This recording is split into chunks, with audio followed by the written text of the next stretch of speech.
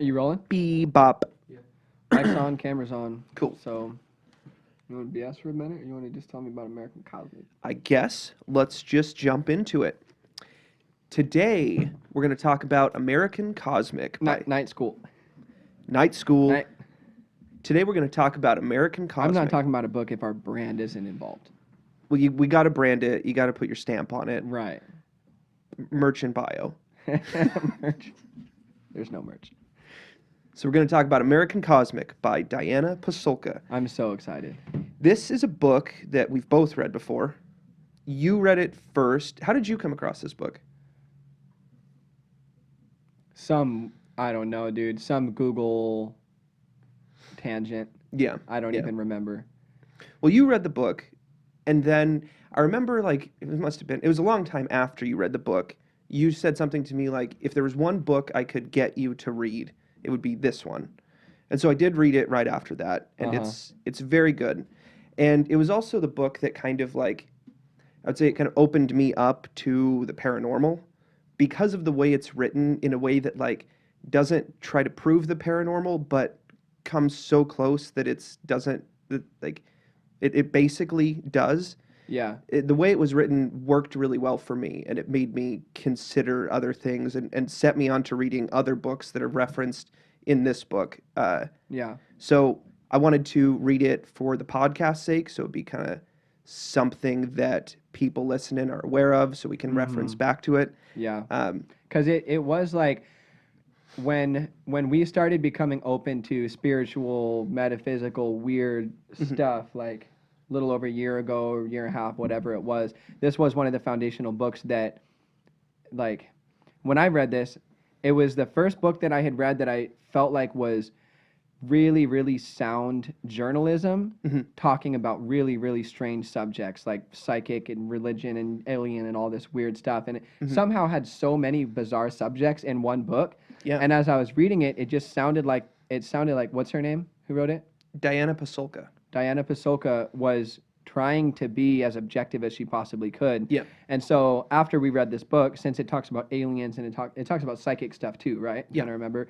And then it talks about religion a little bit because she's on a journey with a guy that she's interviewing, and he goes through a religious conversion while she's interviewing him. And I think that guy that she was interviewing was who I was reading about that got me interested in the book in the first place. But I'm glad we're doing it too, because there's kind of, as we do the podcast, we're like stacking ideas on ideas, and we're referencing back to things. And there's so many times that we're having conversations about these sort of weird subjects that we go back to ideas that we got from this book. Yeah. So it's like, if we don't cover it, then people aren't going to be caught up. Yeah. Because it was foundational for us. Like, Totally. we try to be objective people, but we got interested in this weird stuff. And it's like, okay, thank God here's a good journalist who's being objective about this weirdness. Totally. Yeah, and it's cool to also like go back and read it now through the lens that we have now, through the stuff that we've learned since then, to like see how it kind of connects with the stuff that we've heard now. Yeah. And there was definitely like things in the book that kind of reminded me of like chi. Chi was brought up a little bit, like the process of how people tap into chi. Oh, interesting. Yeah. Yeah, I don't remember that. But let's get into it. So I want to start with Diana, the author. So you mentioned that like religion's a part of this. Religion's very much a part of this because Diana is like she's a religious scholar, and she's a professor of religion at University of North Carolina. And so Diana approached this. She started writing this book in 2012 after having just written a book about purgatory and about she knows particularly a lot about Catholicism, and so she was investigating purgatory and different stories of purgatory, particularly through Catholicism. And when she was looking into that stuff, she felt that there was like a really unusual amount of like aerial phenomena stuff that comes up. So like things that sound like UFOs, or things that are just like orbs in the sky, or even just like orbs in not in the sky, but just like near someone. And that put her on the track of like wanting to look into aerial phenomena, but also look into like UFOs as though it was a religion, and like the relationship between religion and UFOs, and kind of the way that, like, for example, if somebody who didn't know that the Earth was like a planet, so somebody that didn't know that like thought the Earth was flat kind of thing, they might not even consider the possibility of an alien because there is nowhere else. This is the place. This is the place there is. So if they see a being come down from the sky, they're not going to think of that as an alien. They're going to think of that as an angel or as some sort of deity, something like that. Right. The very concept of communicating with an angel / spirit / deity or whatever is like, I communicated with something that totally transcended my understanding of reality. So whether that's an extraterrestrial or something, like the lines get really blurry when you really think about the difference between an alien and an angel to an archaic mind. It's like something from somewhere I don't get showed up and did something. Yeah, it's confusing now even to try and pick those things apart. Like, was an alien something that's from another planet? And is it an angel if it's from another dimension or something we perceive as a higher dimension? Right, but if an alien has the ability to travel through space in this way that's beyond what we can comprehend, are they from another dimension anyway? Yeah. Or is an angel from another planet anyway? That planet's just in another dimension? Or exactly, yeah. So she was interested in kind of trying to pick apart that idea. But she mentions that, like, as she wrote this book, her focus kind of shifted, and her focus kind of became more about some of the members of the Invisible College that she met. Now, the Invisible College is a term that's used for a group of UFO researchers that have been around since like the 40s or 50s, something like that. And they operate in the shadows. They don't talk publicly, because when you talk publicly about UFOs or about aliens, that sort of thing gets shunned, and it's like, oh, you're a crackpot, and they don't. So these people, members of the Invisible College, are typically scientists or business people that have something that's a day job to them, and the UFO research is a side gig, and it's something that they get together and talk about amongst people that are willing to talk about it in a rational way without shunning any discussion. And maybe without like dramatizing it too, to the point that it's irrational. Like a lot of people who you could have a conversation with about UFOs are just so into the idea that they're just like, everything's a UFO. And then they have these like theories that they've kind of just formulated in their heads about what it means. And so it seems like that sort of space, it would keep you away from overly skeptical people or overly open-minded people. Yeah, yeah. And like sometimes people get in their head that like all UFOs are a good thing or all UFOs are a bad thing based on their experience.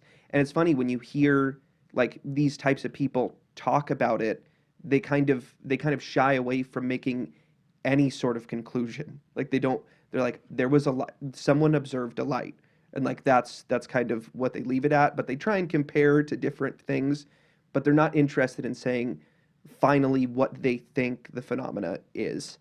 Right, like more collecting data than jumping to conclusions. Yeah, exactly. And they've been very carefully looking into it for a very long time. And so she meets several members of the Invisible College, and that becomes more the focus of the book, is like these people that are looking into UFOs in secret. The Invisible College is also that term is used for the title of a book by Jacques Vallée. Jacques Vallée is like one of the most notable UFO researchers, and because he was such a credible scientist that it's just hard to shrug off the things that he said. He was the first engineer to design a 3D map of Mars. For NASA. Worked for NASA, did cartography for them. He was an astronomer before that.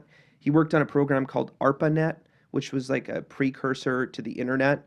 So he was someone that had a lot of success in other things before he got pulled into the UFO stuff, which is the case for a lot of these people. They're people that were like successful otherwise, and then they realize like, oh no, there's this other thing going on that we got to be talking about, that we got to be looking into. Yeah. And the book kind of starts actually with her meeting with Jacques, and Jacques like drives her around San Francisco and like tells her about how Silicon Valley, like what it was like when he was, I don't know, coming up, or when he was like in his early years, when he was doing science before all the UFO stuff started, and just how exciting it was. Before he got interested in it, or before he thinks there was even a large interest in it at all?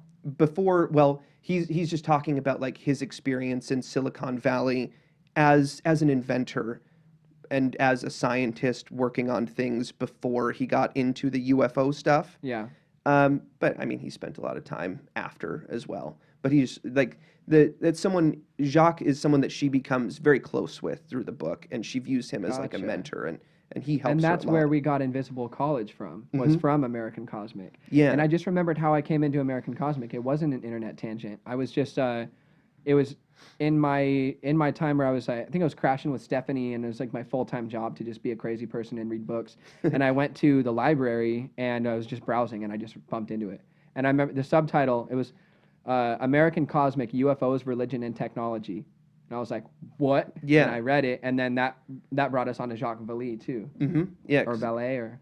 Valet, yeah. Yeah. I think that's how the French would say it, I think. Valet. Yeah. Valet. Something with a bad attitude. But yeah, that's what turned me on to reading The Invisible College after reading this book. But that's... You found Invisible College after we both read American Cosmic. Yeah. Right, right. Yeah. And that was interesting that you say that, like, it just sort of, like, the book kind of popped out to you in the library, because, Yeah. and I wasn't planning on talking about this, but there's something that gets discussed in here. There's a lot that's discussed about synchronicities and, like, the way that those shape our lives. And she kind of discusses that, like, beyond believing that synchronicities exist, you realize that, like, synchronicities are constantly happening and they're an integral part of life. And if things are going right, you should be constantly noticing synchronicities. But she discusses specifically something she refers to as the book experience, which I've heard referenced other places, like on Mysterious Universe, they talk about, like, this person had a book experience. And that refers to, like, when somebody is interested in something and then a book, it feels like in a synchronistic way that, like, they didn't directly ask for, gets kind of put into their life, and they read it and it connects, it makes, like, things make a lot more sense to them as far as like their own experience, because this person can line up with that. Right. Yeah. Dope. So you had a book experience to find this book that talks about it, kind of. I've had book experiences before where somebody just offered me a book and it happened to be something that was incredibly relevant to what I was going through. This one, to play skeptic's advocate, I was at the library looking for books and I found a book. You know what I mean? So it's like I was looking for a book about something interesting and weird like that. So arguable, but the fact that I found American Cosmic, read it, had you read it, you read it, found Invisible College, had me read that, and that helped. Like, when I first became interested in this weird stuff, it became like a divide between us where you're kind of just like, what are you talking about? And I'm just like, why are you so closed-minded? We just couldn't see each other. And then American Cosmic and Invisible College, one I gave you and one you gave me, ended up being the books that kind of brought our ideological journeys into some alignment, that we could start seeking truth together. So that's pretty cool. Very true. Yeah. Yeah, and I think a lot of that's credit to the way this book is written, because as she says a lot in this book, she's not interested in proving that UFOs are real. That's never the goal. She's just interested in being around people that believe it and seeing what they think about it, and seeing how what is a lot like an experience of somebody meeting an angel, or she uses the term hierophany. Hierophany is something when a person meets with a deity or some sort of higher being, and she gives an example of, like, the burning bush on Mount Sinai as a hierophany, because God revealed himself to a person. Yeah. They touched on the Mormon experiences too, didn't they? In American Cosmic? No, that's Invisible College. Gotcha. Yeah. Cool. But they do talk about, that book talks a bit about, like, about Joseph Smith, and about seeing what happened to him through a lens of, like, this is very similar to a UFO experience. It's very similar to somebody meeting with an alien. Yeah. And it could be that those things are very, it could be that those things are really indistinguishable, and that, like, some being from was our there. Finite perspective, how the hell could we tell the difference between an extraterrestrial and an extra-dimensional entity? Totally. What? Yeah. So she meets with Jacques. Also I wanted to mention about Jacques. He was also a consultant for movies. Well, actually, Diana has that in common. Diana, as a religious expert, was pulled in to work on The Conjuring and The Conjuring 2. She was like a consultant to make sure that everything was lining up with the way Catholics understand demons and hauntings, that sort of thing. So cool. Yeah, and Jacques, he was brought into Close Encounters of the Third Kind, which is a 70s Spielberg movie. about a guy that has a UFO experience, then becomes like obsessed with it. And so he was a consultant for Spielberg in terms of like telling Spielberg like how it really works and like how it really affects people psychically. So they could base their fictional stories off of real or supposedly real accounts of Yeah. what they were depicting fictionally. Exactly. That's awesome. And also in the movie, they created a French character that is just like a reference to Jacques Vallée Sick. to like explain things in the story as to like, oh, this is what's going on. Like a narrator? No, he's like actually just a character in the story, and he like kind of reacts to like, oh, this guy's doing this. That's probably this. He understands what's going on because he understands abductions and understands people that communicate with aliens or just even see a spaceship and how that affects them. Yeah. Probably the most significant person that gets talked about a lot in this book is Tyler. And Tyler, that's not his real name, but she refers to him as Tyler D, as in Tyler Durden. Mm-hmm. And I'm pretty sure that she's doing that because the Invisible College is like the Fight Club and that people don't talk about it much. And also he's super cool. And so it might be that it's just like a reference to how he's cool and handsome and looks young, but he's older. She talks a bit about like how he dresses, like he wears Gucci and he drives expensive cars, and he's always fixing his hair and like trying to look good. So she meets him because she's reaching out to like contacts that she knows that might be able to point her in the direction of like people that I should talk to for this project that I'm doing, because she was working on this book for years. And on several email threads, he ended up in them, and then he was like trying to contact her directly, but she was weirded out by him.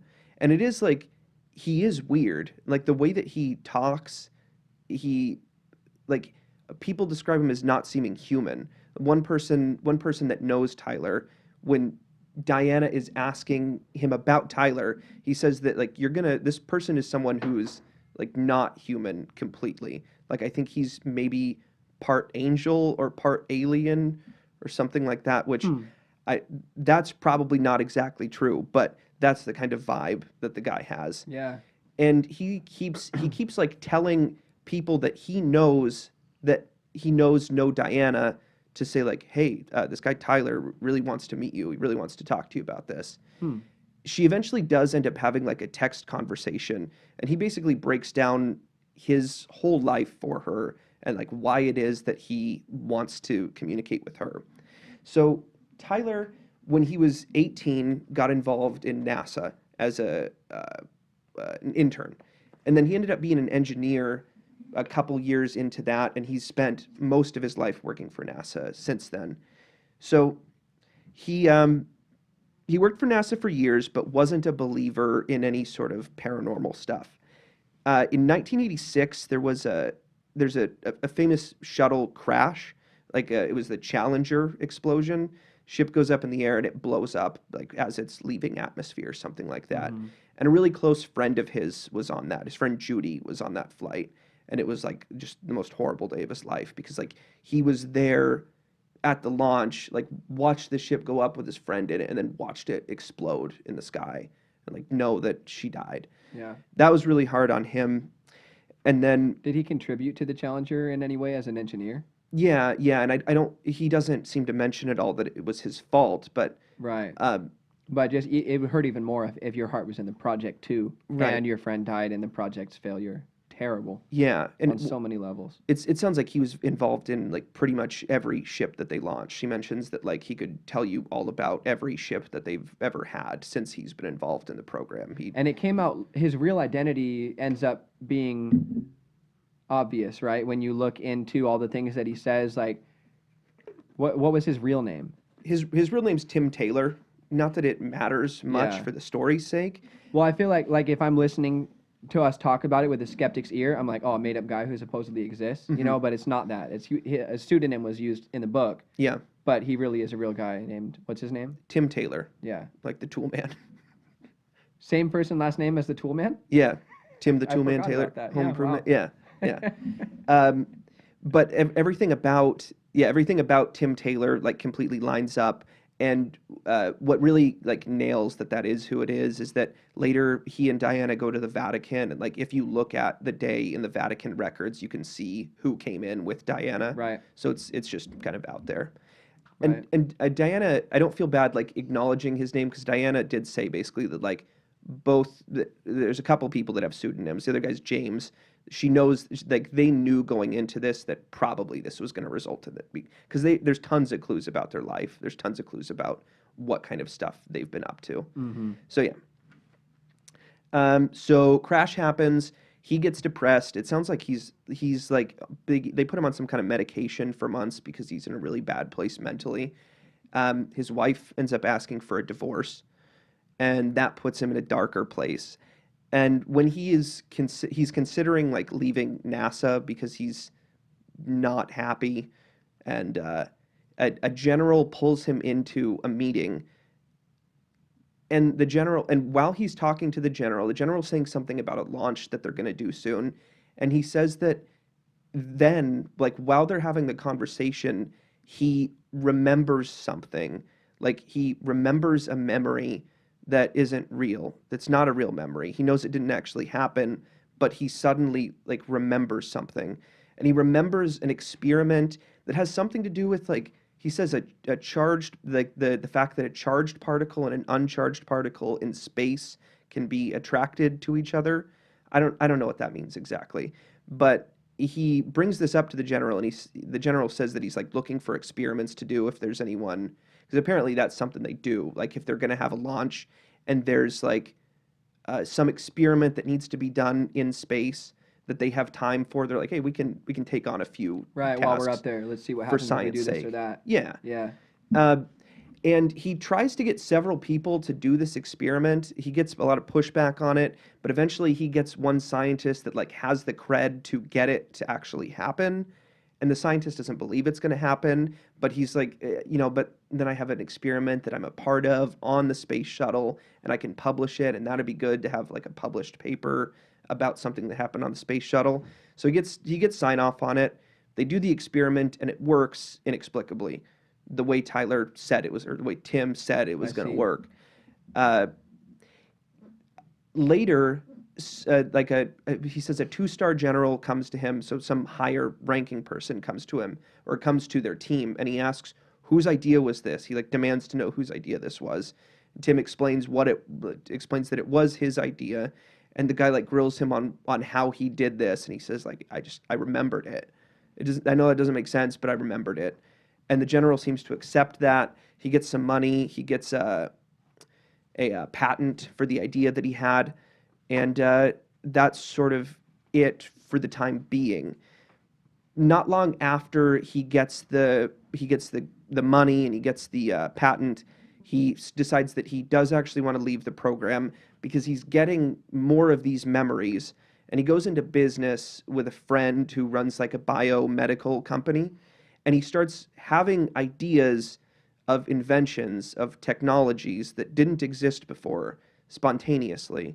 And he's giving this to the scientists at this biotech company, and they're implementing them, and they always work, despite the fact that he doesn't know why these ideas will work. Wow. He just knows the right people that can make them work based on his visions that he's having.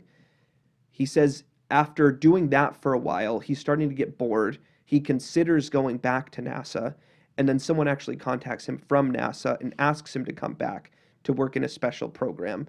And this special program is where he's been working up to the point of this story. He says that in this program, his boss doesn't know what he does. That like it's so top secret that his boss, his supervisor, like sort of keeps track of time and stuff and makes sure that he's there and that he's doing okay, but he doesn't know what Tim's job is there. And what Tim is doing though is he says that they put him in a room that changed him somehow and like amplified his abilities, like amplified his connection with whatever it is that's implanting these memories in him of technologies that actually end up functioning. But his boss doesn't know, but he keeps giving all the ideas that he gets to NASA, and they keep implementing these things, and it always works. So it sounds like there's some programs within NASA that are aware that people get downloads into their Yeah. psyches that contain valuable information, and they know some way to make those downloads more effective or make people more Yeah. susceptible to those downloads. Yeah, they're aware of some kind of psychic abilities that people have, and they know how to amplify that signal. But it's so top secret that like not even his boss knows about it, and it's on a very, very need to know basis. So he feels, and he says that he's talking to someone he considers a mentor in the space program who is no longer, who's like now retired. When talking to this mentor, he was told that he thinks that they are at the cap of what Tim can do in terms of just uh, tech, in terms of just like machines and devices. And he says that where he thinks Tim needs to direct his attention now is to religion and spirituality, because he thinks that there's some connection that needs to happen there in order for him to continue forward. Interesting. And so to him, Diana's project is like a perfect opportunity to try and bridge that gap. And that's why he reaches out to Diana. And eventually, after Diana hears his whole story of what it is that he does, she agrees to meet with him. And they meet and they end up working together quite a bit on several different things. They go to conferences together and they learn a lot together. Now, before I move on, Tim, he has a protocol he refers to that he does in order to better amplify this connection. And generally, where he does his work is at his house. So he goes onto his back deck in the sun, and that's where he spends a lot of his time coming up with ideas that he passes on to NASA. He mentions that some of the things that he has to do in order to amplify this connection and make sure this works as well as possible is he needs to sleep plenty. He says that he follows the 8+1 rule, meaning that he sleeps 8 hours, he wakes up, and then he goes back to sleep for another hour, and that hour top off really energizes him somehow. Interesting. Which I don't know if someone wanted to do this. I don't know that that's important for everybody. It might just be his makeup, but that's what he does. He doesn't drink coffee because coffee really fucks up the connection. He says, very little alcohol because it messes with your sleep, which is totally a thing. Sure is. And then he goes to bed every night, he says, a little bit dehydrated. And then when he wakes up in the morning, he goes outside in the sun, and in the sun drinks a big glass of water. He says he can feel his cells rehydrate, and that really powers it up. And then he says that, like, through training, he's been able to, like, notice more when the thoughts that he's having are his own and when the thoughts that he's having are something that's being inserted. And it sounds like it's not always a memory exactly. There's other ways, but he doesn't go into detail. Or if he does, Diana doesn't mention it here as to like exactly what that feels like. And he says that if he's ever like unsure on whether or not like was that me like trying to come up with something, or was that something that this connection put into me? And he says that synchronicities will often like help him know that like no, that was real, you need to listen to that. He'll go about his day, and then there'll be something that like aggressively reminds him of that thought he had earlier that makes him know like, oh, okay, that's definitely what this is. Yeah. So that's how he does what he does, and that's how he comes up with new technologies for NASA, and I'm sure for other places too, because I don't know that his ideas are all focused on like aerospace stuff. Yeah. Do you remember any examples of one of the ideas that he got in the form of a mental download like that? He doesn't really say that, but a lot of it is like there's a lot of medical things, and Tim owns something like at least 40 patents. So if you wanted to Wow. like if you really wanted to look into it, you could go find like what are these specific things that he patented, and most likely all of those are like ideas that he got through a download experience. He does mention though, because when he's telling Diana about this, she mentioned something about like an iPhone, and he says that like, yep, that was made through this process. He says that smartphones were a result of a download experience. He doesn't say that it was him, but he says that like that's how it happened. And That's one of the only quotes I remember from the book because it hit me like a sledgehammer. It sounded, it was something that resonated as true to me when I read it. It just felt true when I read it. And he's, what did do you remember the quote that he said about iPhones? He was like, most of the inventions that have blown society into, like, most of the inventions that have been a leap forward for a society over the past 100 years have been created in one small little room. Yeah. And he's talking about this room. He was talking about one room in particular. Yeah. Not just like in small rooms, people get together and come up with ideas. Yeah, yeah. Yeah. What he says is, I mean, the quote is, he says something like that, like, technologies happen from this room, which I'm now doubting, because he definitely has to go out in the sun, and he does most of his work on the deck, but maybe the ideas come through in the room or something like that, because he says that, like, a lot of technologies that change the world happen in that room, and he says something like your iPhone, and she's like, that room, and then he says that room. That's what it was. Oh, right. So he was specifically saying your iPhone was invented in the room that I'm talking about. Yeah. Right. Yeah. And then Diana goes a bit into an idea about the movie 2001: A Space Odyssey. Are you familiar with that at all? It alluded to the smartphone. Kinda. But you told me that, though. I'm not familiar. So it's not really. I don't know if how common this interpretation is, but it's an interpretation that Diana clearly thinks is like likely true. But in the movie 2001, the movie starts with like a scene of cavemen a long time ago, and they're just going about their cavemen business, and then they come upon what's referred to as a monolith, and it looks like just like a tablet, like this book, but twice as tall, just sitting on the beach. And the cavemen like freak out about it. They're all freaking out. And then one of them picks up a stick or a rock and a bone. Okay, he picks up a bone and he like kills another caveman with it. And what she thinks that is a reference to is like it's some intelligence put that thing there, and it inspired ideas in the cave people. And because of that monolith, they had the idea to pick up the bone and hit someone with it. They had the idea of how to use a bone as a tool, which in the context of the movie is not explained in a way that would make sense to someone that's not thinking metaphorically. Right. Because it's just a rock is all it is. And then the way But that it's a rectangular rock? Yeah. And it just shows up? Yeah. And floating in the air? No, it's just sitting on the beach on other rocks, but it freaks everyone out because it's so perfectly shaped. So then the movie kind of implies that technology moves along after this. Bone gets thrown into the air and then it like turns into a satellite is how they depict that. But then it cuts to like future, but I mean it's really like it cuts to 2001. The movie was made in the 70s, but it cuts to 2001 when we're like we have settlements on the moon and stuff. But so Maybe we do. Maybe we do. Yeah, I don't know. We don't know what's on I've the never back looked of at it. it. I don't have a telescope. We don't know what's on the back of it, and that is. Don't we see every angle of it?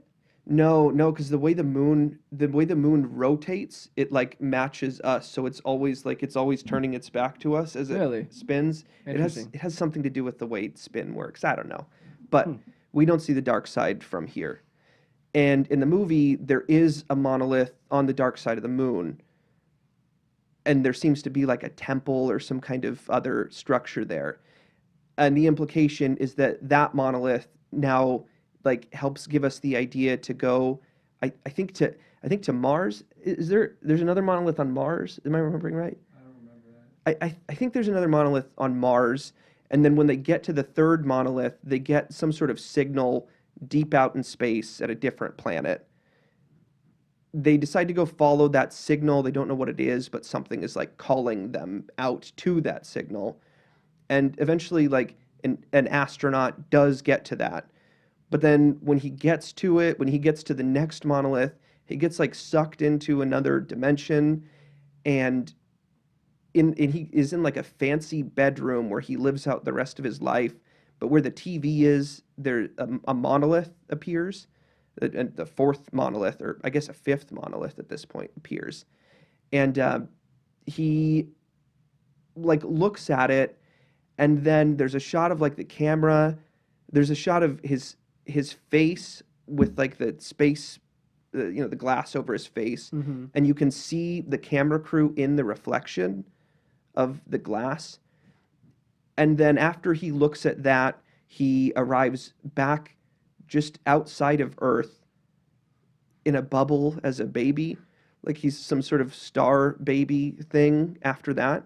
So what Diana thinks is being said about this movie is that the monolith represents some sort of download from other intelligences that is leading us forward, which makes a lot of sense in terms of the way things move along in the movie. It does seem like these things are put there for us to find. Yeah. She also thinks, though, that the monoliths specifically represent a screen, which is pretty compelling because of like the shape of the thing, and it ended up being the shape of the most important screen in our lives now, the smartphones. Right. It's that same sort of shape, and the monolith replaces the TV when he's like out in Saturn in the special bedroom thing. So she thinks that what Stanley Kubrick, the director, was trying to say with that movie is something about how we are being led technologically by outside intelligence.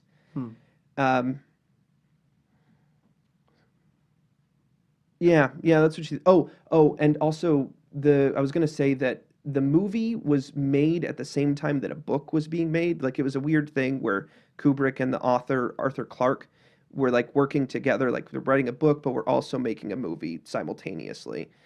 And when Arthur was discussing the movie coming out, he said that MGM is making the first $10 million religious film, and they don't know it yet. Like Wow. and they've both been overt about saying that like there are things that people don't understand about what we're saying in this movie. So it's not unreasonable to read that message out of it. Well, No, maybe not that message, but it's not unreasonable to try to interpret the movie as a mythology. Right. That's expressing a metaphor for an important idea that they thought needed to be heard. Yeah, and Kubrick was a real out there dude and had he had a lot of really woke, interesting ideas about what's going on and about like he was a big conspiracy guy. Yeah, interesting guy. But the 2001 story was really interesting and it makes a lot of sense to me, but I didn't watch I watched the movie with this lens already. I wanted to watch Sure. I watched 2001 because of reading American Cosmic, and I wanted to see if that made sense to me. It totally does. Yeah. Good movie though. Yeah.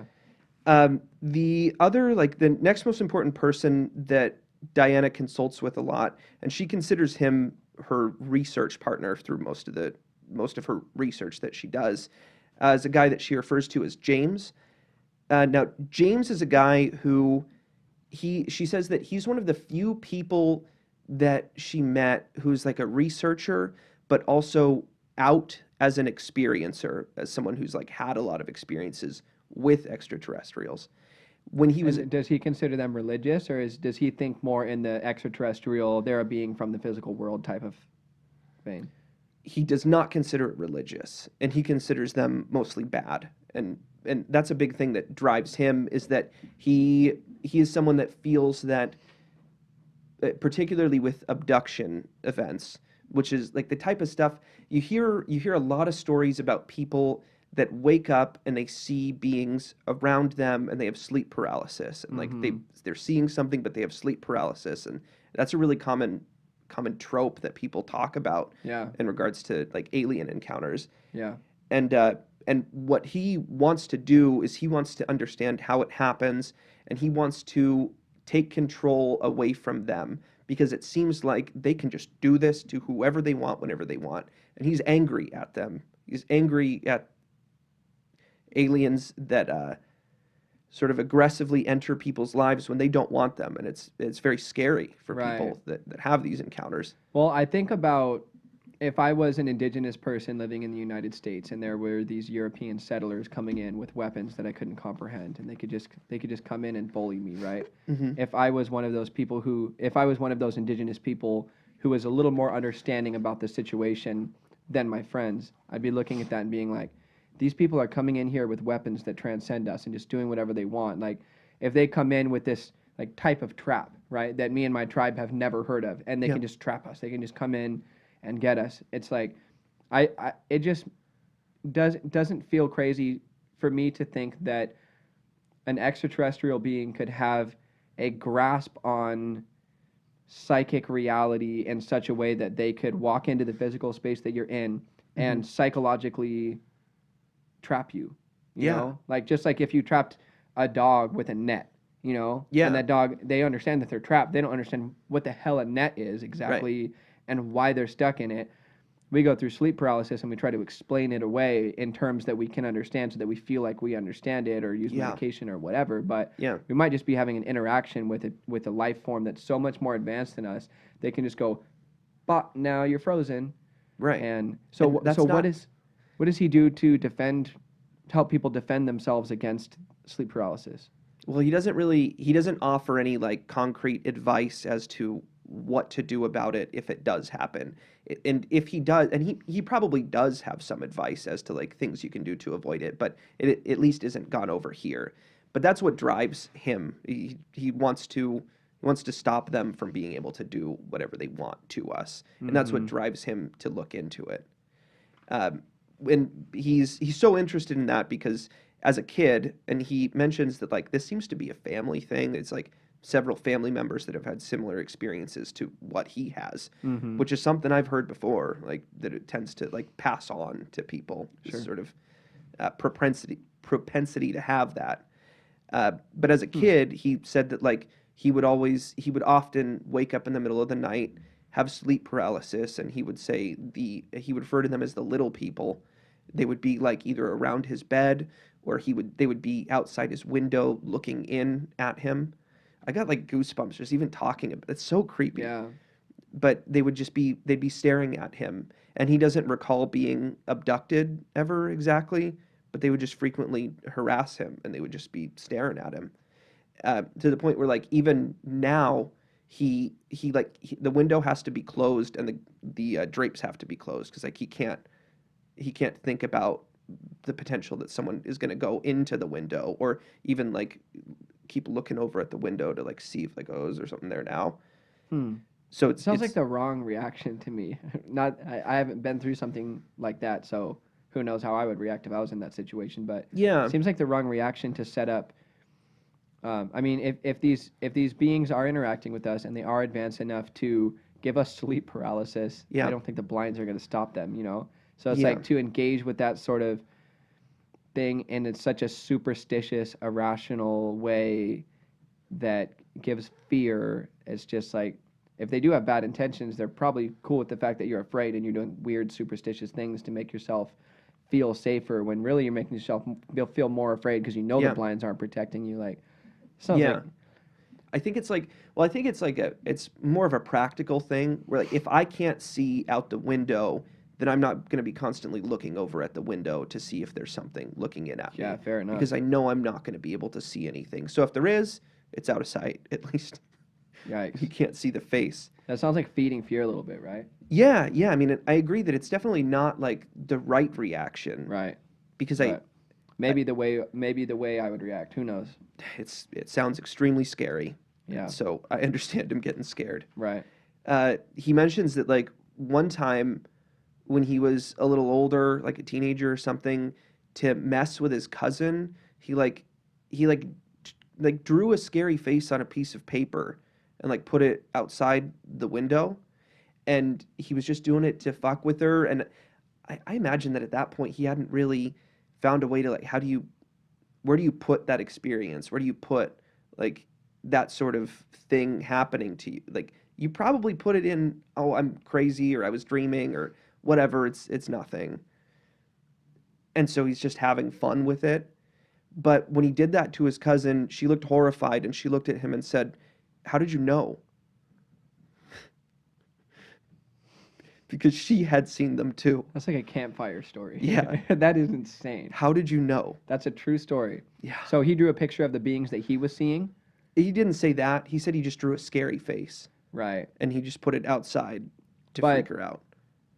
what you would present in the creative process as your archetype for a scary face emerges from your real subconscious experiences, you know. True. So it's totally possible that you and your family member, like, what if I were to just draw what I think is a scary face, it might be emerging from the same, I think Jung would call that like the same archaeological space. Like, that's not Archetypal. no, I'm talking about archaeology because Oh, okay. Jung talked about the fact that delving into the psyche should be treated as archaeology in a way, and he encouraged psychologists to know enough about archaeology to use it as a metaphor. And in Okay. our ancestral experiences, which we share on some level, where we might draw creative inspiration from that Mhm. subconscious ancestral place to write, what do I think is the scariest thing I can imagine? Let me draw this face, and you recognize it too, Yeah. because it's embedded in both of our history, or we both remember it subconsciously and we experienced it even in this lifetime. Yeah. It makes sense to me that could happen, but holy shit, that's freaky. Yeah, it was a really freaky story. Eventually, those sort of like nighttime paralysis things stopped happening for him. And he talks about like the next thing that happened in his life was when he was a teenager doing a paper route. There was like this one guy that he always was really particular, like, I need to have the paper by this time. And if he was running late, he would sometimes take this shortcut through the woods, but it always made him uncomfortable because he felt spooked when he was in there. And he said one time while he was riding through there, like a UFO, like a flying saucer was just like right over him, stopped over him, and he rode away, but he saw a UFO right above him. And then the last thing he said when he was 30, one night he woke up again, had sleep paralysis, and he saw something across the room. And he said that he did not feel scared, but he couldn't move, and he was staring at the thing. And then he heard in his head, go to sleep. And he went to sleep. And that was just how that ended. After that, Jeez. after that, he became like obsessed with UFO stuff and trying to figure out like, what the fuck is this? What's going on? He says that the book experience that put him onto this path and put him into reading other books about it was a book called Abduction by John Mack, which I've heard of a bit. It's a popular book about UFO abductions and about the similarities in people's stories. And he said he felt like he was reading a story about his own life because it was just like, it was exactly what he had been experiencing. And I've heard of it because Rogan talks about it a bit and talks about like recommending it to people, and it just like, it's scaring the shit out of them. It's the scariest thing they ever read. But that put him onto the path of trying to figure out what was going on with it. And he, because of people like Jacques Vallée and his mentor, J. Allen Hynek, discussing the invisible college, he knew that was out there somewhere. He knew that there was a group of people that were like-minded and that wanted to seriously look into this, but he didn't know how to get in touch with them.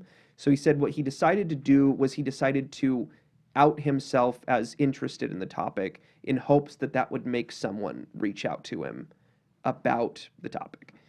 And Diana, in an attempt to kind of obscure what it was exactly he did because it would be too big a tip as to what really happened, she says that like he worked with a famous ufologist and disproved that a certain artifact was of alien origin and that it was made on Earth. Now, what it actually is, James's real name is Gary Nolan. And Gary Nolan, he is before he got into the UFO stuff, he's a molecular biologist, and he runs a laboratory, she said, at a leading university. And what he really did was he reached out to Stephen Greer. Years back, we watched a documentary called Sirius by Stephen Greer. Yeah, with Mason. Yeah, with Mason. And you remember that body that they had? supposedly like the physical extraterrestrial body, a little Yeah. green dude, the whole 9 yards, right? Yeah, I don't think it was green. Well, it's super old, so it's brown and like mummified looking Right. because of the spot that it was in. Okay. But it's like a foot-long body, and it certainly looks like what you think of when you think of an alien, except for the fact that it's a foot tall, but has like our proportions. Like it doesn't look like a fetus. It doesn't look like a baby. It doesn't look like or it doesn't look like someone with dwarfism or anything like that. It's regular proportions. But it has some weird things to it. Like it has a different amount of ribs and different amounts of bones in other places. So what Gary Nolan actually did was he reached out to Stephen Greer with his list of credentials as to like someone who wants to look into this body. And he said that Stephen Greer's body was human, but had some sort of defects to it. So it sounds like, and Stephen Greer, I think, pushes back on this still. I haven't looked into totally like who seems to be right about it. Sure. But he says Stephen Greer's body is a human thing with a lot of mutations, basically. Yeah. And so that's who he really is, and that was what put him on to doing this. Now, after he came out and discussed that, and he was used as like promotion for I think the next documentary after Sirius, but Stephen Greer was like making it sound like he was confirming that it was an alien body by like just sort of selectively Yeah. picking out things that he said about it being anomalous or whatever, but like leaving out the part where he said, "I'm pretty sure this is a person." Yeah. Uh, So that could be fuckery, or it could be fair. Like it could be fair to leave out the molecular biologist's own subjective conclusion about the body and include some of the evidence that the molecular biologist presented that Stephen Greer interprets as proving that it is an extraterrestrial body. You know, like if he's saying Yeah. well, for this to be a human body, it would have to have this many mutations, which is this rare, and blah blah blah. Also, my subjective conclusion is that it's a human being. It might not be totally unfair for Stephen Greer to be like, this molecular biologist who's credible says that it's this uncommon for this to be this, blah, blah, blah. And, you know. Maybe, but I mean, leaving out the fact that like this molecular biologist also thinks that that's exactly that chance did happen here is like it's dishonest because it's leaving out an extremely important piece of information about what the biologist I don't said. think so. I don't No? think so, because if you're bringing on a molecular biologist to be a consultant in investigating something, their job is to give you information about from their observations as a molecular biologist, how rare would it be that a human being could be this mutated to end up looking like this? Like, they are supposed to be a source of data, you know? So there's a difference between hearing out the data that a scientist presents to you and then using that data to inform your interpretation of an event, and allowing that scientist as an individual to interpret their own data and tell you what to conclude from their data. Yeah. You know?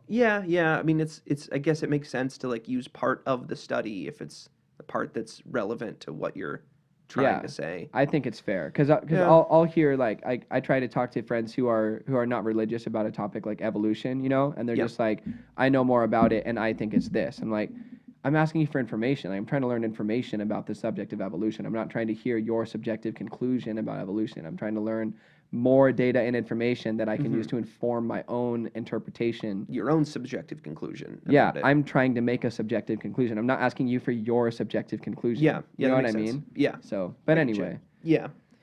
So that's who James is, and these are the two people. Like the book is dedicated to Tyler, and the two of them, or James and Tyler, are the people that she works with the most. It seems like in the book. One of the biggest when Tyler and Diana are working together, they go to a few conferences, and then Tyler tells Diana, "I want to take you to this special place." He referred to it as a sacred place. He said it's in New Mexico, and it's the site of a 1947 UFO crash. It's not the Roswell crash, which happened in the same year in the same state. It's a different crash that happened at the same time. And he says that only she can come. She can't bring anyone else because he has to get really special clearance in order to bring anybody to this place, and that very few people have ever been there. She is not comfortable going with this man that she barely knows to an undisclosed location in New Mexico. This man that she has been told behaves like an alien. Yeah, yeah. Oh, also, I didn't mention this about Tyler. He is wearing cameras all the time. Really? Like body cams? Yeah, he has but like it sounds like more than one. Like he has several body cameras on him Huh. at all times.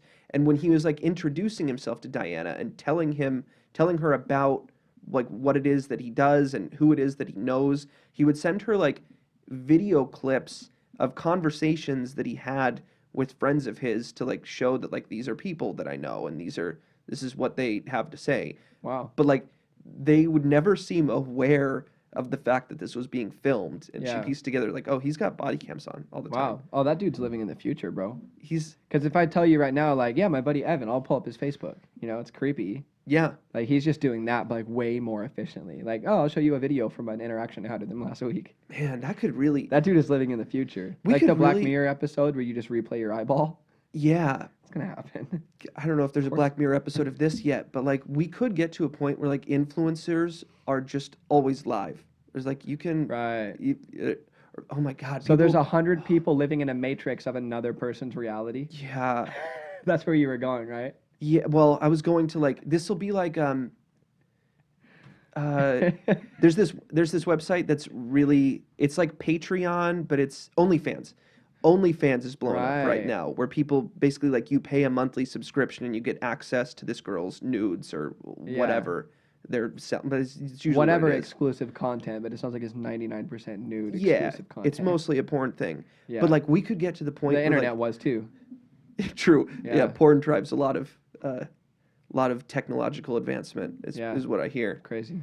But we could get to the point where like people are like paying money to like you get exclusive access to you can watch my whole life on my body cam, Right. and then people are just only doing that. Well, the God, most that's a intimate part of nightmare. your life, if you're a chick on OnlyFans, is having sex with your husband, and they're already broadcasting that. So, the only thing that we're missing is for people to be so spiritually dead that they're willing to not just watch that chick have sex with her husband, but also watch her go to work and do everything else. And then, I don't think it necessarily would be girls though. It could be guys too. It's just like oh yeah, I'm like a race car anybody. driver, and you can watch my race car driver life, and they have to like schedule like it's gotta have some kind of party every couple days or whatever because God. they need to like How keep- far off is Keeping Up with the Kardashians? they're I mean, ending it's that it's pretty far off, but it's probably not. to relaunch with this. Why else would they cancel, dude? I don't know. They live for it. I don't know. Anyway, that's a nightmare, but that might happen. Yeah. But So Tyler wears Tyler's cameras living all in the time. Future.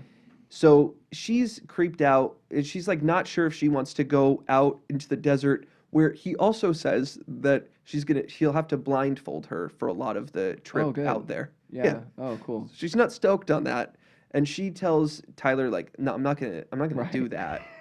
I'm not gonna go out there alone with you. I want to bring James with me." She wanted James because James had been her primary research partner at that Yeah. point, and she like wanted to have a man go out there with her, Yeah. and also he would have like valuable insight potentially because he's interested in the UFO phenomenon. Right. And she tells Tyler like, no, but here's who it is. I want to take Gary Nolan with me. And she figures that like probably if he starts looking into Gary Nolan, he'll be like, okay, yeah, you I can't would wanna bring this kick it guy. with this guy. Yeah. And that is what happens. Hell She- yeah. Yeah. So Tyler emails her again a couple days later, and he's like, all right, change my mind. Yeah, you can bring him too. You guys both come. So they both end up going out to Nevada, and after they drive a little bit out into the desert, he makes them both put on blindfolds. And she mentions like it's real creepy because like she knows that like they're being filmed Yeah. while they're blindfolded. I don't know what it feels like to be filmed blindfolded. I hope I never do. It's not a good scenario. 99% of the time, that's not a situation you want to be in. No.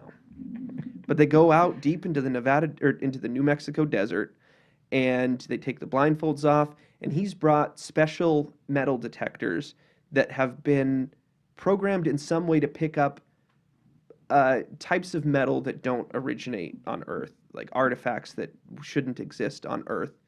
And there's like they're in this area, and if you look out into this spot where the crash would be, someone has gone through and dumped tons of tin cans everywhere. So there's just tin cans littering the ground in an attempt to obscure people from being able to find pieces of the ship, basically.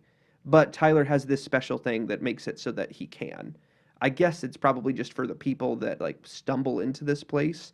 They don't want him finding it, because if somebody stumbled into this place, they wouldn't know what it was at all. Yeah. Yeah.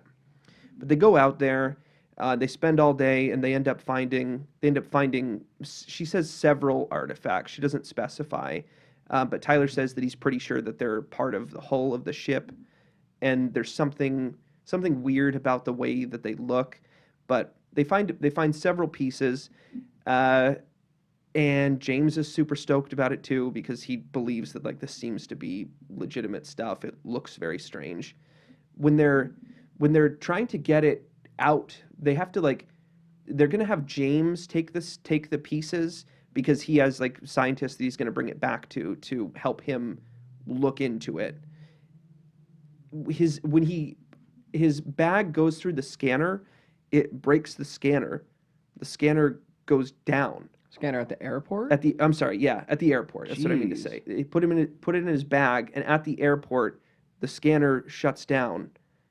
And Tyler and Diana have already gone through, and they boot it back up, and James is like looking super freaked out because he knows he has some very strange stuff that he is not going to be able to explain to anybody if they open his bag. I think this is a spaceship part from a 1947 crash. But not Roswell, but It's a different one. Same year, same state, but not Roswell, but it's alien metal. So he would sound insane, but Tyler tells Diana, like, don't worry about it, it's going to work the second time. And he's right, it does work the second time, and I don't know how Tyler knows that, but Tyler seems just chill as fuck all the time. He's not really worried about things, it seems like. He seems very comfortable with this, and maybe he's seen that happen before, even, with parts going through scanners, that tends to happen the first time. I don't know. The parts, she comes back to the parts like a long time later in the book, and I just want to say what it was that was said about them.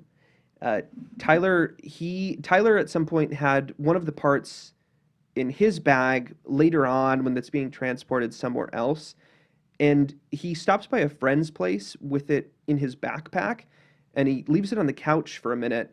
And his friend texts him the next day and says, "I had a dream about the contents of your backpack. I dreamt that there was a separate universe that you carried in it, a universe that was created within this universe, that who knows where this universe was created. Had very much the essence of turtles all the way down, haha." The other universe within this universe had the essence of turtles? I guess he means to say that, I don't know why turtles all the way down, but he's saying universes within universes within universes, and that just goes on infinitely. Oh, like a turtle in a down. shell, but it's a turtle in a shell and a turtle in a shell and a turtle in a shell. There's no turtle shells and turtle shells, so that's a weird analogy Yeah, to use. well, But I've never that's been the in quote. a turtle, but I bet there's no shell in I there. don't think there's more shells. Onion probably than would have another been turtle. a better metaphor, but Yeah. And then they also, James ends up taking it to a group of scientists to analyze it. According to these scientists, I was told, it could not have been generated or created on Earth. One scientist explained it to me this way: it could not have been made in this universe. Now, they don't know, they're not saying necessarily that because these guys, they don't want to even say that it's alien or make any sort of conclusion, but they are saying I have no idea how this is possible. yeah.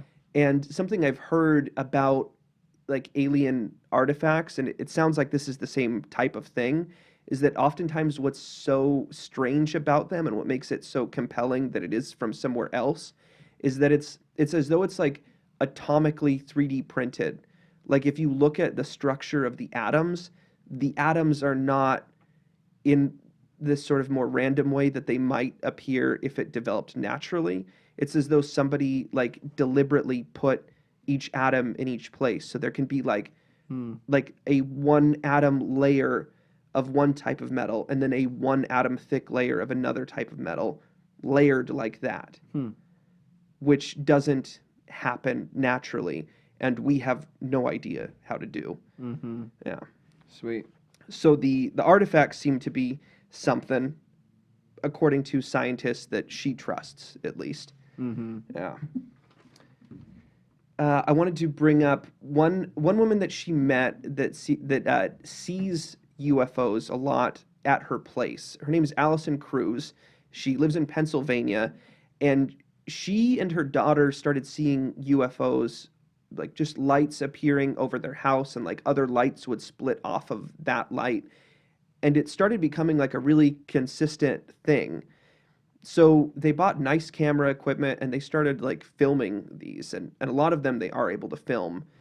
There seems to be a weird thing. Carl Jung was quoted as saying that UFOs appear to be not photogenic. Like they don't want photographs taken of them. And a lot of times when people see a UFO, they don't think to take a picture of it. Like it just doesn't cross their mind, which may be some sort of like psychic control thing. But there's also been like an advanced camouflage technology that exists in the space that we would call psychic. Yeah, some sort of camouflage technology that makes people... It camouflages a thought from your conscious exactly. awareness. Makes it so that you don't think to care enough to take a picture at the time. Right. That just doesn't strike you as important at the time. And there's also some anecdotes of like people trying to take a picture of it, and it just doesn't work correctly. Like it won't show up in the viewfinder, even though they can see it in front of them. But Allison buys camera equipment, and she is able to get videos of this. And I bring this up just because it's really compelling footage that you can see on YouTube. Her YouTube channel, Seeing UFOs PA for Pennsylvania. And she has lots of videos from the years that she sees them all the time, and there's years worth of uploads on there of just videos of the lights that she sees above her house.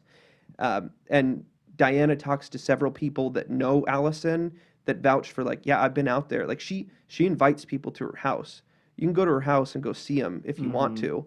And one scientist said that like when I was out there, Homeland Security was there at the time. Wow. Like the government is aware of it and like is looking into it too, but also doesn't really understand what it is.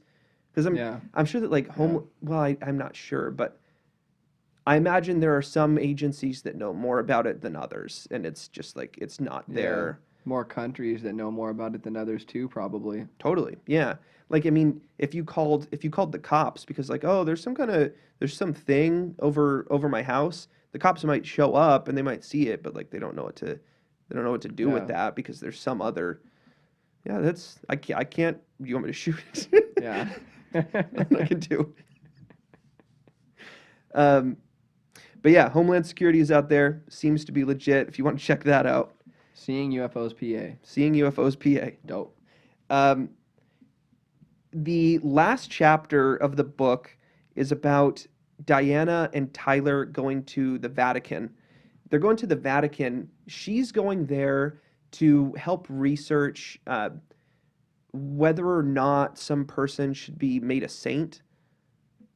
And it was like some guy that was capable of levitating a long time ago. And because she's a religious scholar, this isn't like an unusual thing for her to be involved in. But she decides to also bring Tyler with her because of this guy's link to levitation and how often levitation comes up in regards to like UFOs, like people being levitated up to ships or people otherwise levitating when they're in the presence of one. Okay. She decided to bring him along, and also for the reason for just like we can see if there's anything about other types of aerial phenomena, stuff in the skies, if there's any research about extraterrestrials, and because apparently the Vatican Library is a very old place with books that don't exist anywhere else. Yeah. So wild. Yeah. So she and Tyler, they go to the Vatican. She has permission to be there, and she is like done the best that she can to get Tyler permission to be there as well, by explaining like he's an important research partner that I need for this. He ends up getting there, it's just because of a flight thing, he ends up getting there like a day ahead of her. And he's trying to get in, but they're like denying him access. And then he asks her, like, should I be straight with them? Should I just like tell them who I really am and that I work for NASA and that I like have some sort of psychic connection with something? And she at first like resists, but eventually there seems like there's no chance they're going to let him in. So he is open with them about who he is and what he's interested in. And she says that he's given the highest access, like higher than her access, before she gets there. What a cheat. And so he's like just gets the red carpet rolled out for him with the Vatican. And it's not even clear to her, like, okay, so if they know that he is a guy who's interested in extraterrestrial intelligence and maybe in contact with it still, why are they want to let him in? Right. And that's never really and this explained. isn't some random thing some guy said. You can go look at the Vatican records and see his name when he entered it. Yeah, which is why we know his name, because Right. he and Diana showed up there the same day or days off or something. Right. But his names are there that he was there. You're right. So Crazy. so eventually Diana gets there and they spend time there looking into the levitate, like the guy that they were interested in that could levitate. And also some other cases of like similar people that had abilities like that guy's and like Tyler's. And while Right. she's there, she says that she's basically treated as like secondary to him, that like he has become the important person there.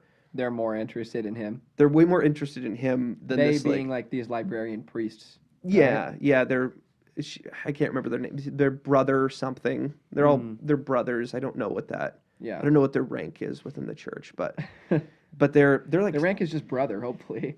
It's really interesting though, like because she talks about some of these scientists, like the librarians, and later they end up at a Vatican observatory with telescopes, and she says that like these people don't necessarily, like, religion isn't necessarily their primary thing. Like this was something they were called to because they're scientists and because they're interested and because this is in some cases the best place to look into certain things. That like these people aren't, I mean, they are religious, but they're also deeply scientific, and that's very important to them. And Yeah. that religious dogma doesn't hold them back from looking into things in an open-minded way. Yeah. Tyler gets real close with the brother that is at the library, though, to the point where like the brother like blesses their mission, like blesses their quest that they're on with the information that they're trying to find. He even gives Tyler rosaries and gives him allows him to put on his like special ring that he wears, which I don't know the significance of that, but it seems significant if he has Interesting. yeah. So as a priest, and he's basically saying like, I'm using my spiritual authority, whatever that is, to co-sign you in what you're doing. Yeah, yeah. Lending energy to it in whatever way he can. And Tyler ends up close with this guy, and the brother asks if they want to go on rounds with him at like a local hospital that's some like Vatican related. And what they're doing basically is they're going around to people that are dying to help do last rites and like comfort them and pray with them. And basically the way they decide to do it is, okay, you two come with me. If I'm going to talk to a woman, Diana, you come in with me. If I'm going to talk to a man, Tyler, you come in. First they talk to a woman. Diana goes in and just kind of observes, and she's moved by it, but doesn't have as strong a reaction as Tyler does.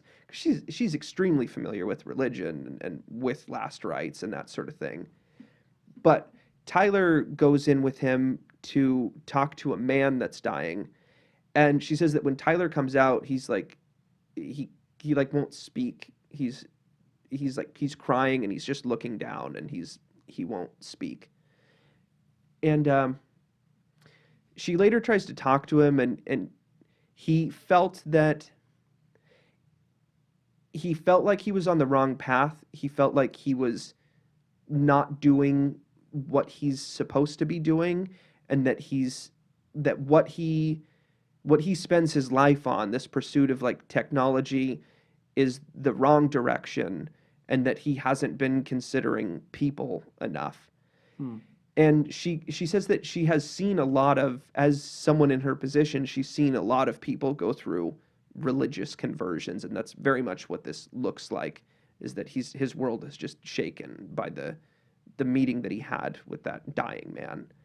She tries to kind of get his mind off of things and tries to make things a little bit lighter, and they end up going on a tour with some local tour guide that drove them around in a golf cart, and they end up at a mass, and Tyler like wanders off during it, and she like finds him in a separate small chapel like praying, and he seems just like he's out of it, and he's not really talking much about what it exactly is that he's going through. I wanted to share a little bit of the conversation as to like where he was at. She said, after the tour was over, we found a quiet restaurant and ate a light meal.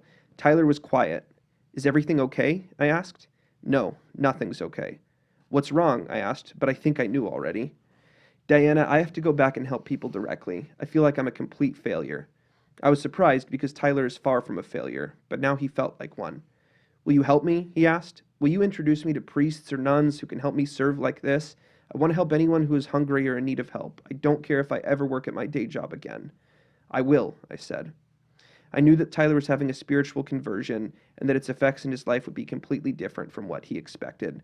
I had a feeling that he would learn more about what the future held for him when we went to the observatory archive in Castle Gandolfo. So next they end up going to the observatory, which is Castle Gandolfo. And he also makes close friends there with a brother named Brother Guy. God, Brother I haven't Guy? said that out. That's a funny name. Brother Guy. That's absolutely absurd. But he becomes close with Brother Guy. And by the end of being at the observatory, because Brother Guy tells him a bit about like his story and about how he got his PhD in astronomy first, and then he wanted to serve, and so he joined the Peace Corps.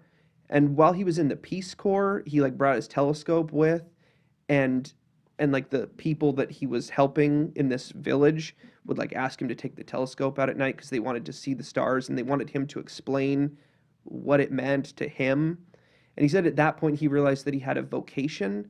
And vocation, I've always thought of vocation as just meaning job, but it's more like a calling to a job, like a job that is like you are specifically called to. And that realization that like, oh, I'm a person that like should be explaining to people the way I feel about the stars and our relationship to them. Cool. And that eventually led him to religion and led him to working at the Vatican, where he does. While they're at, I believe it's at the observatory, but it could have been at the library earlier, Tyler reads about someone that changes his perception a little bit as to like what his abilities mean. Her name's Sister Maria of Agreda. She lived in the early 1600s, and she seems to be a remote viewer. Remote viewing being people that are capable of viewing things that aren't where they are by focusing somewhere else. But in some cases, her ability sounds more like, and it's hard to say the difference, but astral projection. And when I think of astral projection, I think more about like having a separate body, and you actually like fly places or whatever, instead of just suddenly your consciousness being elsewhere. But the distinction is really, I guess, not all that important. It involves your consciousness being somewhere other than your body. Sister Maria claimed that she was able to see things where she wasn't. And she said that there was many, Diana said that there were many people that attested to seeing her do this. And like when she would do it, she would levitate off of the ground and sometimes glow when she was doing this. And her early works, this was really interesting, that like the earliest stuff that she did was like mapping the cosmos. She was producing maps of other countries that we didn't have map like information about. She was saying that the earth was a ball before that was allowed to be said. and a lot of her early work was burned, and there's like very few copies of it left for heresy because she was saying things that didn't jive with the dogma of the time, like that the earth is round. And she was saying the earth is round because she could separate her consciousness from her body and go up, up, up until she sees, oh, that's what this is. She was even describing like what other planets were like. She would send her consciousness to other planets and she could describe what they looked like. It's fascinating stuff, but That's so bizarre. that's what she was up to early on. She So also what era was this? 1600s. Wow. Yeah, yeah. She also apparently wrote a book, a biography of the Virgin Mary, which is interesting. I don't know if that is influenced by her remote viewing abilities, but I have heard that people that can remote view, it's not limited to like it being something that takes place now. Like it's not just you can separate your consciousness to somewhere else now. You can also view different times. Navigate space and time freely. Yeah. Interesting. And I don't know if that influenced her Virgin Mary biography, but that sounded interesting. She said that she was separating her consciousness and she was going to what would now be considered New Mexico, and that she met a group of natives there called the Humanos, and she basically like told them that the conquistadors are coming and that they're gonna like there were like Spanish people coming to convert them to Christianity and prepared them for that to happen. And she had been claiming that she was doing this. And there was a conquistador that went there and met these people, and they claimed to have met a woman in blue who had prepared them for his arrival. He goes back to Spain and he talks to her about that, and she can say certain things about the area that she couldn't have known because it wasn't public information, but he knew because he had been there. And so there, by comparing notes, he realizes like, oh, this is really what's happening. Now, it does get a little muddled because apparently this was used as like a political piece of information. Like they used that to support the notion that like God wills that we go to America and take over it, because otherwise they wouldn't have given Maria this powerful ability to, and so it is possible that some of these things like aren't true as they're said exactly, Right. because it was used for politics. And she had been critical because he described that she like sent her body there, and she felt that was like too literal an interpretation of what she was trying to say. She said, God showed me those things by means of abstract images of the kingdoms and what was going on there, or perhaps they were shown to me there. Which is interesting because that, from what I've heard about what remote viewing is like, it's not like you're in that room. It's more like you're getting images and flashes of what is happening in that room and different things that are in that room. So it lines up with that. She says, neither then nor now was or am I capable of knowing the way it happened. Whether or not I really and truly went in my body is something about which I can't be certain. And it's not surprising I have questions in my mind, for St. Paul understood things better than I, and yet tells us that he was carried up to the third heaven, but does not know whether it was in his body or out of it. What I can assure you beyond any doubt is that the case did in fact happen, and that as far as I know, it had nothing to do with the devil or wrong desires. Which is interesting. We had talked about the Paul thing recently when we were talking about Magus of Java. Yeah. That, And like, multiple layers of heaven. Yeah, that Paul claimed to have gone to a high level of heaven, and she's referencing that as well here. I also thought it was interesting that she said that it had nothing to do with the devil or wrong desires, which I imagine is like, I was thinking today that like I wonder if certain, because you always hear when people discuss like magic, it is often discussed in like it's a dark thing. Like you need to be very careful with that stuff. And I am inclined to believe that, but it is also possible that like that's something we've been fed to make us think that using psychic abilities is evil, and make that using some sort of ability that seems unnatural is like a dark thing to be doing. Because that's in us. That's something that like people say, like, oh, is that person doing magic? Ooh, got to be careful with that. But she's saying at least Right. that she doesn't think that there is anything wrong with her abilities, that this was not something dark that she was doing. The way I hear what she's saying, though, is that she might be implying that there are instances where people astral project or remote view or travel outside of their body in some weird consciousness way that is evil. I think it's just, I don't think so. I think it's just a disclaimer that she feels she has to say, because she's like, I know, you guys are all spooked about anything supernatural happening. I'm saying I don't think there was anything, it didn't feel like there was anything evil or dark about what I did. Mm-hmm. Because she needs to get out ahead of that, because she knows that that's immediately, people are reading what she's saying and they're going to be like, oh, she's a witch. And they're already going to be upset about it. Yeah. So she's just getting out ahead of that. Yeah. That's kind of how I interpret that. I feel you. Tyler reading her story felt a kinship with her, and felt that what happens to him is very similar to what happens to her. She mentions that this ability seemed to have been she was helped by what she referred to as angels, that like she was able to do this through some sort of a cooperation with something else that would help allow her to do what she did. Right. Which is interesting, because I don't usually hear that about most, I guess, like psychic ability things, but I do sometimes. Sometimes, like, you hear people like have some sort of deal with something to get an ability, or Yeah. you hear about like deals with the devil kind of stuff.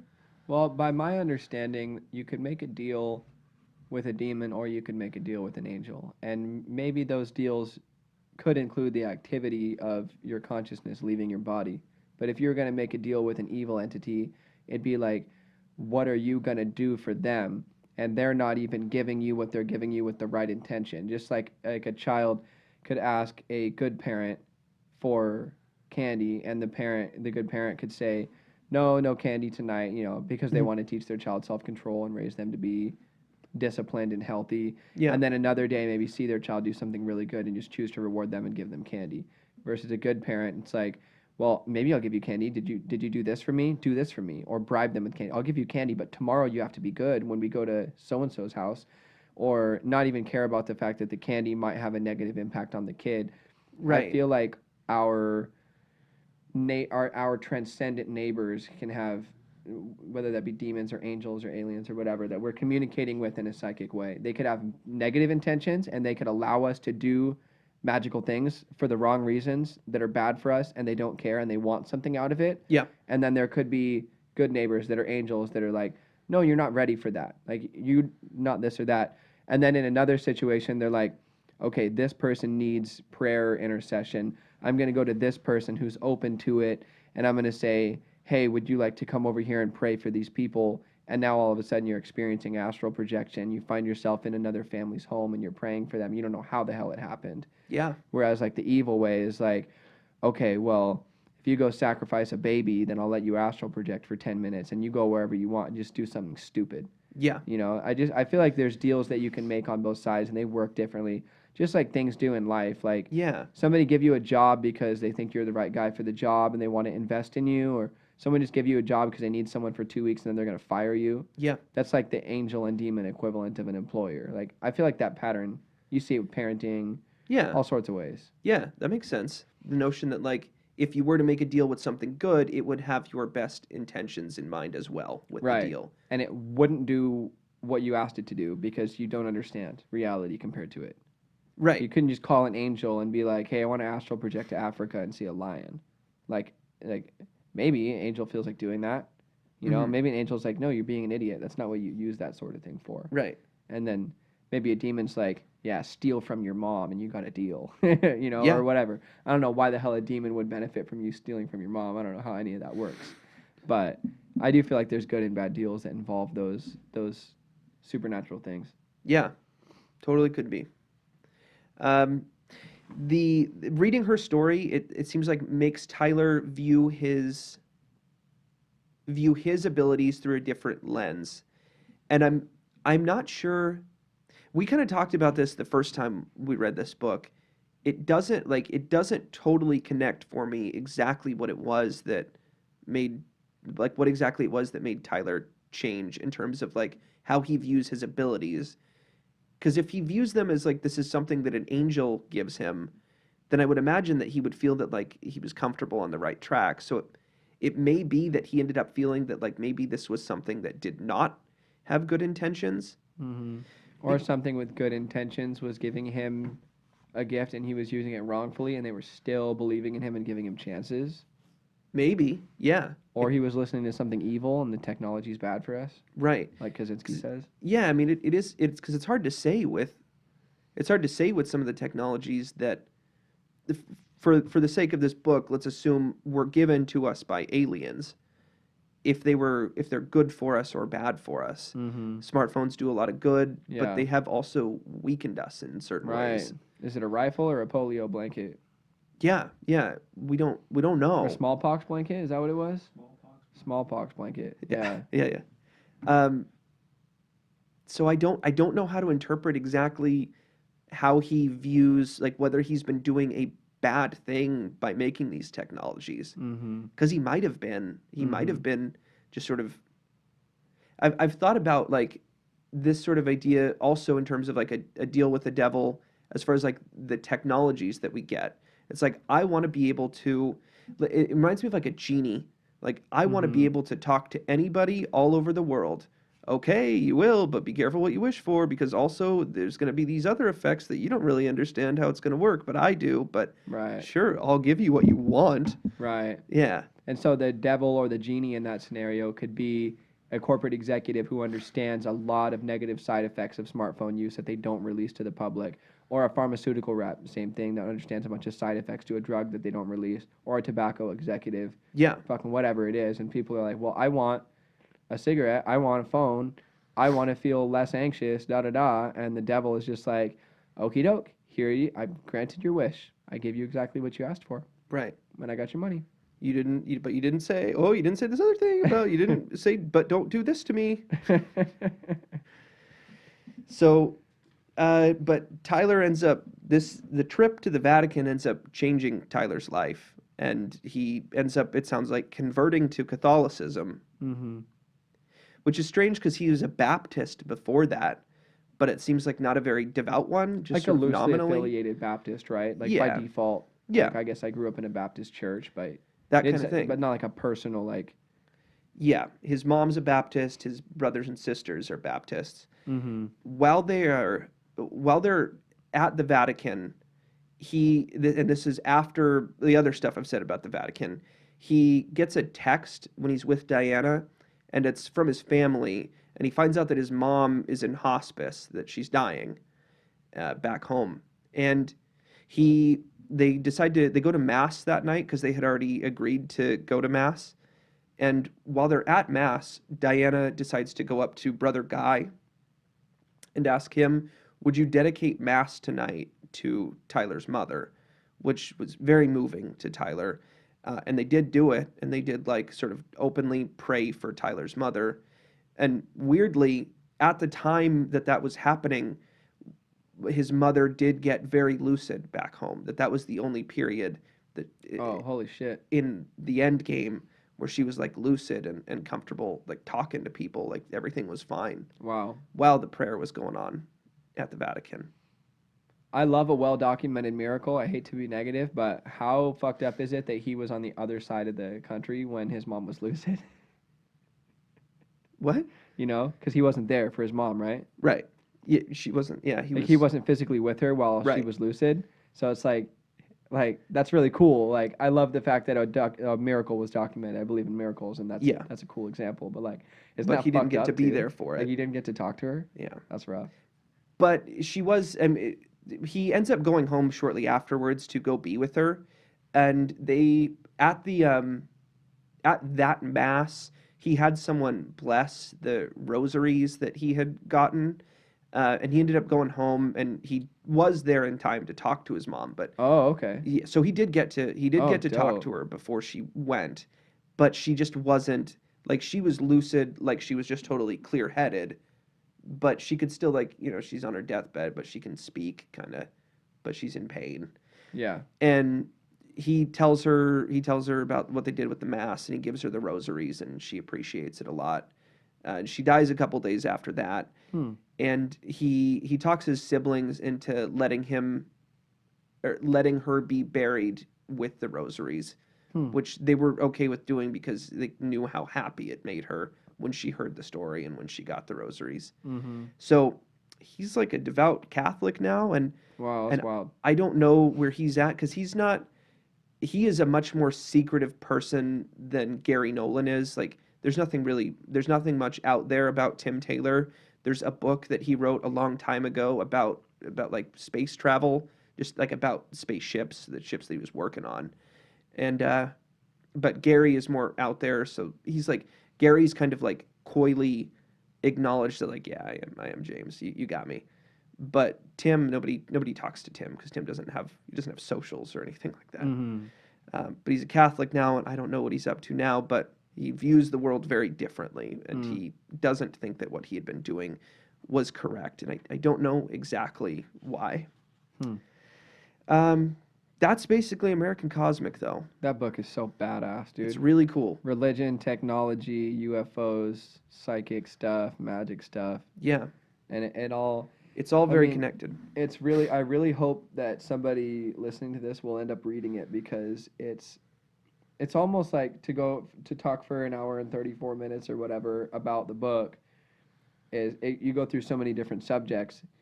When you read it, it's even more coherent how you get through all of those subjects. You know, Yeah. like you watch her go through this truth-seeking journey and just, it leads to that. Oh, it led to that. Oh, and it leads to and by Yeah. the time you get to the end of the book, you're like, did I just learn about every single weird subject Yeah, in the world in a way Yeah. that was completely objective, coherent, and fair? and The there's fuck a just lot I happened? left out. There's a lot of like there's stuff Right. about She like was researching this for years, right? yeah. And so what? 240 pages in Yeah. the book? Like, how much made the book? Yeah, Probably not very much. there's stuff about like people like Jediism and how like the technology of media ends up making this movie that people get so attached to that it has become sincerely a religion for some people. Mm-hmm. And there's stuff about like guys that do investigations into like images of UFOs that are like experts on Photoshop and can like just pick apart like which ones are fakes and which ones aren't. Mm-hmm. So there's a lot more in there that I just wasn't. I felt like close enough to the core narrative of it to go into, but Right. there's a lot more to it. A lot more relations between religion and technology, and yeah, definitely Yeah. recommend it. It's an awesome book. Yeah. Yeah, Diana, great work. yeah, good Thank job. you. Yeah. Anything else? Man, no. All right. No. I got nothing. Great book though. Check it out. Night School. Night school. Yeah. Thank you, Evan. Thank you, Uptown Theater. Thank you. East Lake Church.